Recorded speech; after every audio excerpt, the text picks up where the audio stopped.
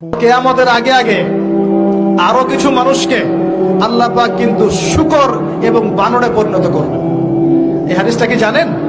হাদিসটা শুনে রাখেন, এটা আখিরুল জামান বা কিয়ামতের আলামত সংক্রান্ত হাদিসগুলোর মধ্যে পাবেন।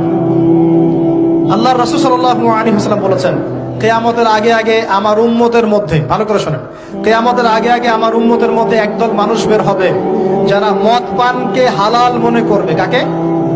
মদ পান করাকে হালাল মনে করবে। যারা বাদ্যযন্ত্র, গায়িকা, নায়িকা এগুলো নিয়ে নর্তকী নাচাবে রাতের বেলা, এগুলোকে হালাল মনে করবে। যারা অশ্লীলতা, বেহায়াপনাকে জায়েজ করে নিবে। ঠিক আছে, এরকম কয়েকটা পাপের কথা বলে নবীজি বলছেন একদিন সকালবেলা আল্লাহ পাক তাদেরকে ঘৃণিত বানরে পরিণত করবে। এটা হবে সামনে, কখন কিভাবে হবে আল্লাহ ভালো জানেন।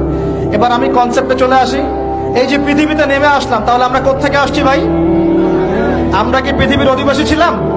আমরা জান্নাতে ছিলাম, ওখান থেকে আল্লাহ পাক পাঠিয়েছে। এবার পৃথিবীতে এসে আদম আলাইহিস সালামের যুগে খুব একটা দুর্ঘটনা ঘটে নাই, একটা ঘটেছে। কয়টা? একটা। ভাই হাবিলের কুরবানি কবুল হয়, কাবিলের অন্তর্দাহ হয়, জ্বালা হয়।